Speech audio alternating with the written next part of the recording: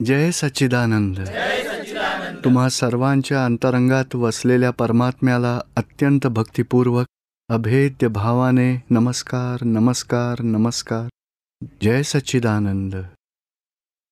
टीव्हीवर कोणी सत्संग पाहता का दादा भगवानांचा? हो, खूप लोक पाहतात. पहिल्यांदाच आलेत त्यातले. प्रथमच जे आले त्या लोकांमध्ये टीव्हीवरचा सत्संग बघणारे आहेत. आज प्रत्यक्ष भेटतोय. काही विचारायचं असेल तर विचारा. हे आध्यात्मिक विज्ञान आहे. हे दादा भगवान ज्यांना आपण म्हणतो ते नेहमीच म्हणायचे की हे शरीर हे दादा भगवान नाही आहे. हे तर एम पटेल आहे. कॉन्ट्रॅक्टचा बिझनेस होता. बायको होती. 1958 त्यांना ज्ञान प्रकट झालं. आत्मज्ञान. आधी अज्ञानतेत होते, नंतर ज्ञान मिळालं. म्हणून देहापासून वेगळा आहे मी असा अनुभव आला. आणि संपूर्ण दादा भगवान म्हणजे अंतरंगातील आत्मा जो प्रकट झालाय त्याला दादा भगवान म्हणायचे. आणि मी तर ज्ञानी पुरुष आहे. मला आधी ज्ञान नव्हतं म्हणून मी अज्ञानी होतो. आता मी ज्ञानी झालो. पण दादा भगवान तर अंतरंगातील आत्मा तोच भगवान आहे, तोच परमात्मा आहे. प्रत्येक जीवमात्राच्या अंतरंगात त्याचं तेच स्वरूप आहे. त्यालाच ते स्वतः दादा भगवान म्हणायचे. आपल्या अंतरंगातही तोच आत्मा आहे, पण आवरणाने झाकलेला आहे. आवरण तुटलं तर आपल्यालाही त्या भगवानांचं स्वरूप अनुभवता येईल.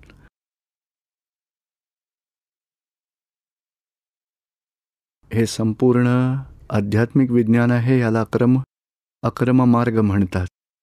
संसारात चालू असलेले तप करा, त्याग करा, ध्यान करा, पूजा पाठ भक्ती स्वाध्याय क्रिया करत करत मन वचन कायाच्या आधारे काही भक्ती करत राहायचं, क्रिया करत राहायचं.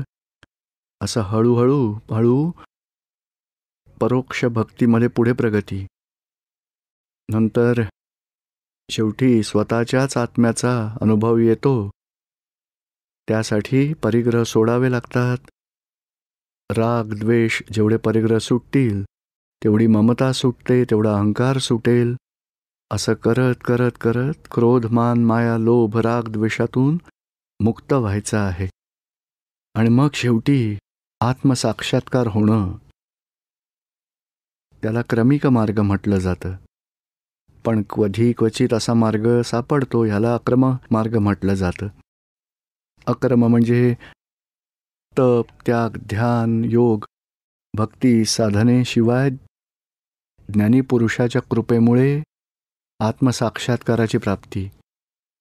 समजा 12व्या मजल्यावर जायचं आहे तर जिना चढत चढत चढत चढत आपण 9वा मजला चढून पुढे जाऊन 10व्या वरून मग पुढे जाऊ. फर्स्ट फ्लोअरवर गेलो की तो पहिला सोडणार, दुसऱ्यावर येणार. असं करत करत वरती जायचं आहे 12व्या मजल्यावर. पण कधी क्वचित असा मार्ग मिळतो, लिफ्ट सारखा मार्ग. सरळ लिफ्टचं बटण दाबलं 12व्या मजल्यावर लगेच पोच. हे भौतिक विज्ञान आहे. समजा इथून आपल्याला ऑस्ट्रेलियाला जायचं आहे तर 4 तासात उतरू आपण. पण आधी जहाजातून जायचे किंवा मग तेव्हा किती वेळ लागायचा. पण हा डायरेक्ट रस्ता आहे. कधीतरी असा मार्ग खुला होतो जो श्रीकृष्णाने अर्जुनाला दाखवला. युद्धभूमीत सगळी लढाई लढत असताना 18 अध्यायातून 1 तासात त्यांनी आत्म्याचा साक्षात्कार करूनही दिला. आणि नंतर सांगितलं की लढाईचं कर्म पूर्ण कर. लढाई करत असतानाही अकर्मदशा, कर्मबंधन अर्जुनाला झालं नाही. अर्जुनाला मोक्षगती प्राप्त झाली. तर असा मार्ग राजपाट होता, राणी होती, क्षत्रिय राजा, लढाई सुद्धा होती. तरीही स्वतःपासून अर्जुन वेगळा आहे, मी आत्मा आहे ही अनुभूती प्राप्त झाली.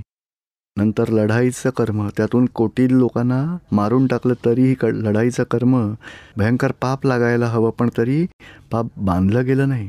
पुण्य आणि पाप दोन्हीतून मुक्त होऊन कर्मरहित दशा प्राप्त झाली आणि मोक्षगती मिळाली. तर असा हा अक्रम मार्ग आहे संसार व्यवहारात. नवरा आहे, बायको आहे, आई वडील आहेत, मुलं आहेत, नोकरीधंदा करत करत सुद्धा मी स्वतः आतमध्ये कोण आहे, सेल्फ रिअलायझेशन प्राप्त करायचं आहे. पण संसार व्यवहारही हळूहळू समता भावनेनं पूर्ण करायचा. नवी कर्मबंधनं नाही होणार, त्याच्या जागृतीत राहायचं. असा हा अक्रम मार्ग म्हटला जातो. संसारात चालत राहायचं आहे त्याला धर्म म्हणतात. वाईट सोडा, चांगल्याची कास धरा, अशुभाचा त्याग करा, शुभ ग्रहण करा. दुराचार, व्यभिचार, भ्रष्टाचार, अनीती, अप्रामाणिकपणा हे सगळं सोडायचं आहे. नीती, प्रामाणिकपणा, सदाचारा सहित कुणाला दुःख होणार नाही असा व्यवहार करत करत भक्ती, सेवा, परोपकार, दान करत करत पुढे जायचं आहे. अशुभातून शुभात यायचं आहे. आणि नंतर कधी जर बघा ज्ञानी भेटले, आत्मज्ञानी आणि आत्मसाक्षात्कार झाला, तर मग धर्माच्या वरचं प्राप्त होईल, त्याला अध्यात्म म्हणतात. अध्यात्मात आत्मसाक्षात्कार प्राप्त करून कर्मबंधनातून सुटून जन्मजन्मांतरीच्या फेऱ्यातून सुटायचं आहे. धर्मामध्ये कितीही धर्माचं करा, अधर्माचं फळ पाप आहे, धर्माचं फळ पुण्य आहे. पुण्यामुळे सुख, शांती, संपत्ती, वैभव, भौतिक वैभव मिळतं. पण अध्यात्म प्राप्त होत नाही, म्हणून तोवर कर्मबंधनातून मुक्ती मिळत नाही. धर्मामुळे संसारात अभ्युदय होतो, संसारात उच्च दशेची प्राप्ती होते आणि पुण्य बांधलं जातं. पुण्याचं फळ पुन्हा संसारच मिळेल, पुन्हा पुण्याचं बीज पडतं, पुण्याचं फळ भोगावं लागेल. पण धर्माच्याही वर अध्यात्म आहे. अध्यात्म म्हणजे आत्म्याच्या सन्मुख होणं, अविनाशी आत्म्याची प्राप्ती करणं. आपल्या देहाध्यासात राहून कर्ता भावनेनं धर्माचं करतो. विनाशी सुखांची प्राप्ती आहे. पण अध्यात्माने अहंकार, बुद्धीच्याही वर आत्म्याच्या साक्षात्काराची प्राप्ती आणि अविनाशी आत्म्याचं सुख प्राप्त करून घ्या. आणि त्याचं फळ म्हणून जन्म मरणाच्या फेऱ्यातून मुक्ती प्राप्त होऊ शकते. हे दादा भगवानांचं आध्यात्मिक विज्ञान आहे. हा काही नवा धर्म नाही आहे, नवा संप्रदाय नाही आहे, हा काही नव्या धर्माचा पक्षही नाही. याला उच्च माना, त्याला कमी लेखा, हे सोडा आणि नवं पकडा असं काही नाही आहे. आपण जो काही धर्म, भक्ती, पूजा करतो त्याच्याही पुढची गोष्ट आपल्याला प्राप्त करायची आहे. सेल्फ रिअलायझेशन, आत्मसाक्षात्काराची प्राप्ती करायची आहे. मी स्वतः कोण आहे तेच ओळखायचं आहे. संसारात कर्मबंधनाचं काय कारण आहे? स्वतःच्या स्वरूपाची अज्ञानता. मी स्वतः कोण आहे न ओळखल्यामुळेच कर्मबंधन होणं हे चालूच आहे. जैन शास्त्रांनी पण हेच सांगितलंय. राग, द्वेष, अज्ञानतेमुळे जीवाला बंधन आहे. वेदामध्ये सुद्धा हेच सांगितलं की मल, विक्षेप आणि अज्ञानामुळेच हे सगळं आहे. अज्ञान दूर झालं तर रागद्वेष गळून पडतील. अज्ञानता निघून गेली तर मलविक्षेपही दूर होतील. अज्ञानता म्हणजे स्वतः कोण आहोत, स्वरूपाची अज्ञानता. अशी अज्ञानता दूर झाली, आत्मजागृती प्राप्त झाली की नंतर संसार व्यवहार तो तर मन, वचन, कायाने होतच राहील. पण स्वतः आत्म्यात राहून कर्मबंधनातून मुक्ती मिळवू शकेल. ज्यांना आपण महावीर भगवान म्हणतो, कृष्ण भगवान म्हणतो, रामचंद्र भगवान, शिव भगवान, या साऱ्या महान पुरुषांनी याचीच प्राप्ती केली होती. श्रीकृष्ण कधी असं म्हणाले नाहीत, वैष्णव धर्म माझा आहे, इतर धर्म चुकीचा आहे. नाही, तू आत्म्याला ओळख.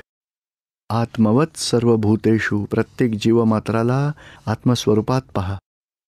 अर्जुनाला हे पण सांगितलं की तू ज्याला कृष्ण म्हणतोयस तो मी नाही, मला तत्वस्वरूपात ओळख. कारण हे शरीर आहे, विनाशी आहे, पंचमहाभूतांचं बनलं आहे. मी अविनाशी आत्मा, तत्वस्वरूपात मला ओळख. तसंच महावीर भगवानांनी हेच सांगितलं की देहभाव सोडून आत्मभावात या, सम्यक दर्शन प्राप्त करा. मिथ्या दर्शन, विनाशी गोष्टींबाबत आपण रागद्वेष करतो त्यातून बाहेर या आणि आत्म्याचा साक्षात्कार प्राप्त करा. जीवा आणि शिवाचा भेद मिटला तर चिदानंद रूपो शिवोहम शिवोहम. शिवशंकरांनी हे म्हटलंय. देहाध्यास असेल, रागद्वेष अज्ञानता असेल, तरीही त्यातच जीवदशा.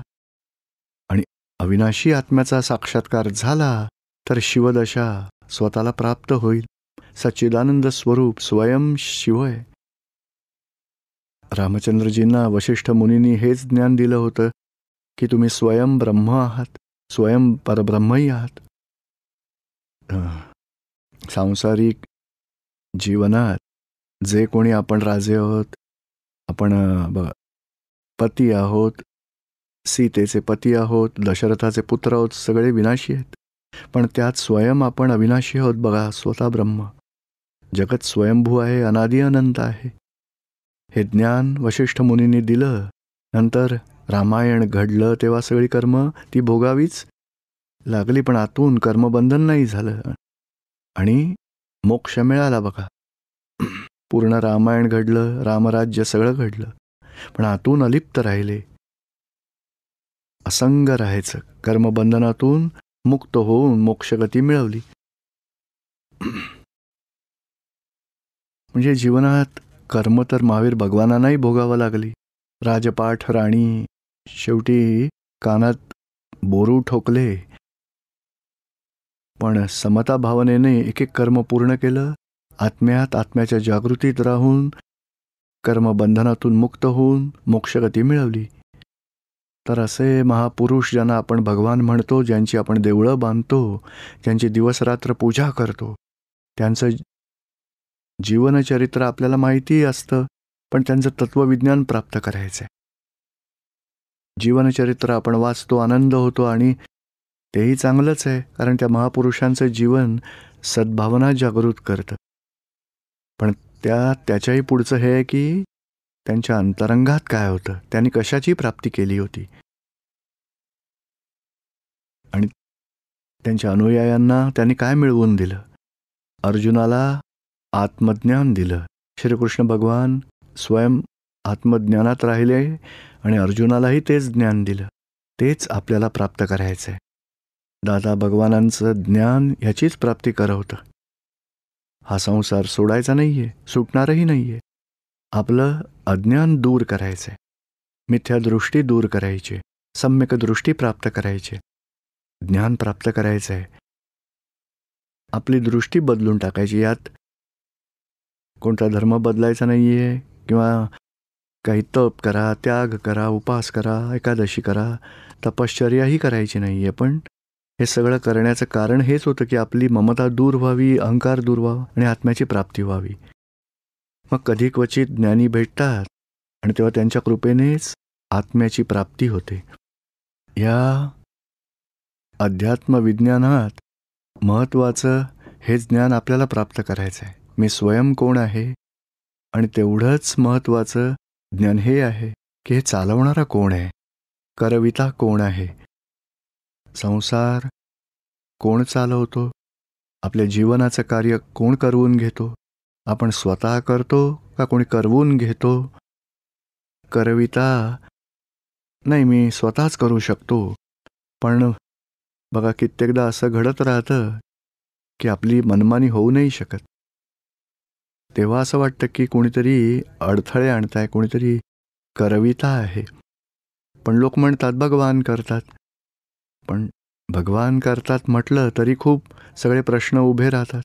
महावीर भगवानांना एवढं दुःख का सोसावं लागलं. श्रीकृष्णांची द्वारका भस्म का झाली, पायाला बाण लागला, रामचंद्रांच्या सीतेचं हरण झालं, त्यामुळे रामायण मोठं घडलं. मग असं भगवानांना असं दुःख का झालं.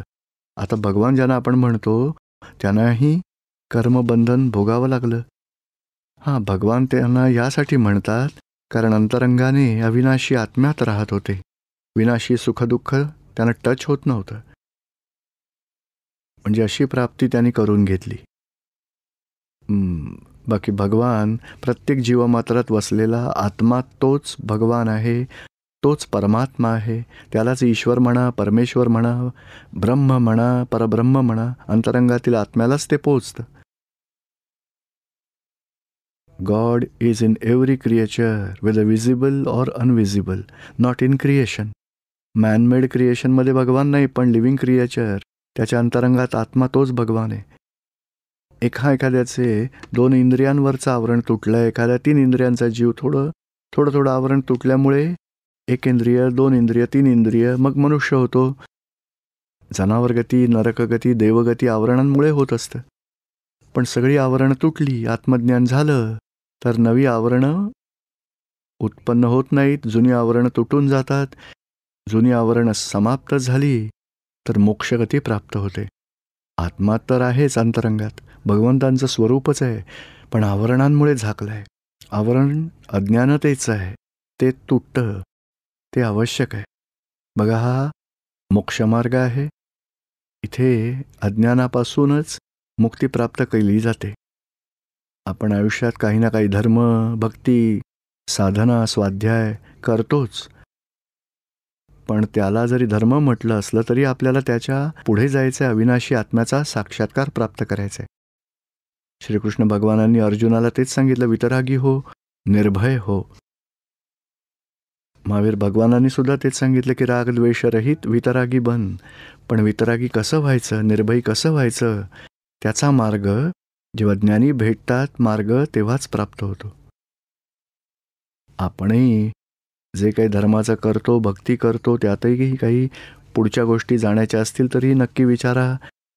शिवाय अध्यात्माची आपण प्राप्ती कशी करायची, आत्मजागृती कशी प्राप्त करायची, त्याबाबतही काही प्रश्न असतील तर जरूर विचारा. आणि जास्त प्रश्न विचारल्याने आपण नक्कीच योग्य मार्गावरून पुढे जाऊ शकू. विचारायचं जरूर विचारा तुम्ही. एक आत्मधर्म आहे, दुसरा व्यवहार धर्म आहे. आत्म्याची गोष्ट तर त्या पुढचा विषय आहे, पण जीवन व्यवहारातही जर शांती हवी असेल, संसार व्यवहारातही सुख शांती हवी असेल, तर दादा भगवानांनी त्याचाही मार्ग सांगितला आहे. अगदी सिंपल आहे. जीवनात एकच निश्चय करायचा आहे की माझ्या मनाने, वाणीने, वर्तनाने कोणालाही दुःख द्यायचं नाही आहे, एवढीच भावना ठेवायची. जे कोणी इष्टदेव आहेत, कृष्ण भगवान आहेत, महावीर भगवान आहेत, रामचंद्रजी भगवान, एवढी भावना ठेवायची, माझ्या मनाने, वाणीने, वर्तनाने कोणालाही दुःख नाही द्यायचं आहे. आणि दिलं गेलं होऊ शकतं, कारण कलियुगाचा काळ आहे, वातावरणच तसं आहे. कधी अपमान आला, कधी आक्षेप आला, विश्वासघात झाला, कधी बघा चीटिंग झालं तर अपसेट होतो आपण, कोणाचा दोष दिसायला लागतो, निगेटिव्ह पाहतो, रागद्वेष वाटायला लागतात. आणि दुःख दिलं गेलं एखाद्याला तर आपल्याकडून प्रतिक्रमण करायचं. प्रतिक्रमण म्हणजे प्रायश्चित्त. आपल्या चुकांचं प्रायश्चित्त भोगायचं. ज्या कोणा भगवानांना तुम्ही मानता, हे भगवान माझ्याकडून अशी चूक झाली, क्रोधाने मी एकाला अशा प्रकारे दुःख दिलं आहे, हे भगवान मला माफ करा, अशी चूक पुन्हा न करण्याची शक्ती द्या. तरी खूप झालं. हाही संसारात सुखी होण्याचा मार्ग आहे. आणखी जास्त सुखी व्हायचं असेल तर अनिती, अप्रामाणिकपणा, लक्ष्मी आणि हक्काची लक्ष्मी ह्यापासून दूर राहायचं आहे. कारण आपल्याला वाटतं की चला मजा आहे, भ्रष्टाचार केला मजा आली, चीटिंग केलं मजा आली, पैसे जास्त मिळाले. पण जेव्हा दुसऱ्याचं काहीही नुकसान करतो, शेवटी ते स्वतःचंच नुकसान होत असतं. आपण दुसऱ्याशी कितीही वाईट वागलो तरी शेवटी आपल्याच चुकांची शिक्षा आपल्याला भोगावी लागेल. म्हणून पैशांबाबत जेवढे प्रामाणिक राहाल जीवनात, तेवढे कधी क्लेश नाही होणार, अंतर्मनात शांती राहील. आणखी पुढे विषय विकारांबाबतही दादा भगवानांनी सांगितलंय. अणहक्काचा विषय विकार, पती पत्नीशिवाय तिसरीकडे नजर वाकडी होऊ नये, विषय विकारही घडले जाऊ नयेत, तरच जीवनात सुखशांती लाभेल. म्हणजे लोभ आहे, मान आहे, क्रोधमान, माया, लोभ तसेच संसारात दुःखदायी असतातच, आणि त्यांच्यामुळेच संसारात कर्मबंधनांची सुरुवात होत असते. आणि क्रोधमान, माया, लोभामुळे कोणालाही दुःख दिलं गेलं तर ज्या कोणा देवाला मानता त्यांच्याकडे माफी मागून 3 गोष्टी आहेत. हे भगवान, माझ्याकडून चूक झाली, आलोचना म्हटलं जातं. मी मनापासून पश्चाताप करतो, माफी मागतो. आणि तिसरं, अशी चूक न करण्याची शक्ती द्यावी. जेवढ्या वेळात चूक होईल, होणं ते संयोगाधीन आहे. आपली इच्छा आहे, आपली भावना आहे, कोणाला दुःख द्यायचं नाही आहे. पण तरी चुकून दिलं गेलं, प्रकृतीवश दिलं गेलं, किंवा मग क्रोधमान माया लोभ वश झालंच, तर मनापासून पश्चाताप करा. जसं आधीच्या जन्मामध्ये बीजं पेरली, सडलेली, म्हणून फळही आली सडकीच.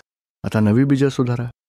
बीज सुधारणं, कॉजेस सुधारणं, तो मनुष्याचा पुरुषार्थ आहे.